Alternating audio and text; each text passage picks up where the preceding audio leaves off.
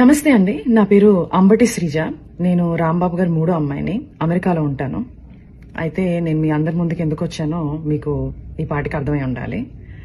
మా ఇంటి మీద 3 రోజుల క్రితం పెద్ద దాడి జరిగింది. అయితే ఈ దాడి ఎలా మొదలైంది?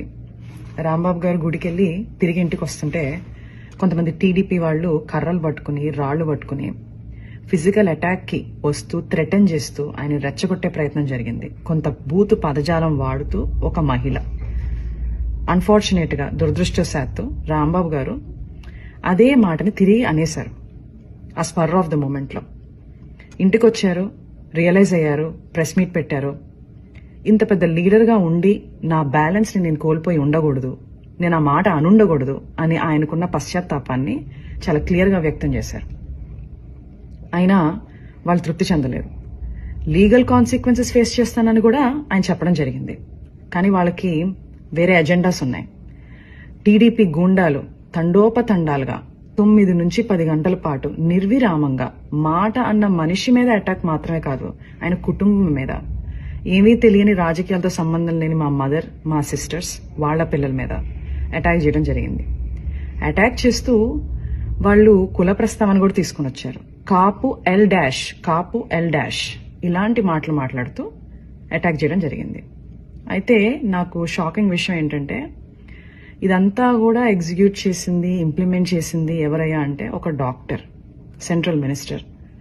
అంటే ఆయనకున్న మేధస్సు, ఆయనకున్న ఈవిల్ థాట్స్ ని, ఆ క్షణంలో ఉన్న ఈవిల్ థాట్స్ ని సరైన మార్గంలో పెట్టలేకపోయిందా? ఇది నాకున్న అంతు చిక్కని ఒక ప్రశ్న.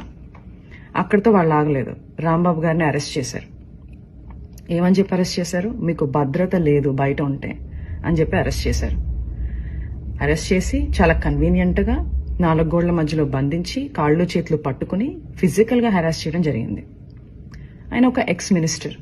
సరే, మీకు ఆ గౌరవం ఇవ్వడం ఇష్టం లేదు. ఆయన ఒక సీనియర్ సిటిజన్, 65 నుంచి 70 ఏళ్ల మధ్యలో ఉంటుంది ఆయన వయసు. అయినా కూడా వాళ్ళకి గౌరవం ఇవ్వాలని లేదు. రాక్షసానందం పొందారు. అయితే నాకు అనిపిస్తుంది, ఇంతకుముందు మా ఇంట్లో వాళ్ళు అమెరికాలో ఉన్నాను, ఫారెన్ కంట్రీలో ఉన్నాను అని చెప్పి నా యోగక్షేమాలు కనుక్కోవడానికి తరచూ నాకు ఫోన్ చేసి మాట్లాడుతుండేవాళ్ళు. ఇప్పుడు ఆపోజిట్ అయిపోయింది సిచ్యుయేషన్. అయితే రోజులన్నీ ఒకటిలా ఉండవు. నిన్నటి రోజు ఈ రోజు ఉండదు, ఈ రోజు రేపు రాదు. 4 రోజుల క్రితం మా ఇంటికి ఎంతమంది అయితే జనాలు వచ్చారో అంతకు 10 మంది ఈ రోజు రావడం జరిగింది, ప్రేమాభిమానాలతో. ఆ రోజు మా ఇంట్లో కిటికీలు, అద్దాలు, తలుపులు పగిలిపోయాయి.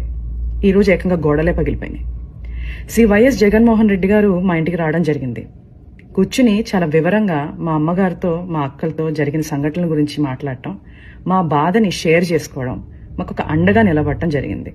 చాలా సంతోషంగా ఉంది. ఇవన్నీ చూస్తుంటే నాకు మా నాన్నగారు అనే మాటలు గుర్తొస్తున్నాయి.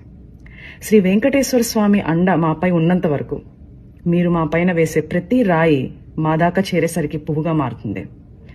మీరు మమ్మల్ని తిట్టే ప్రతి తిట్టు ఒక ఆశీస్సుగానే మారుతుంది. ఆయనే మాకు ఒక రక్షక కవచంలా ఉంటారు. Thank you.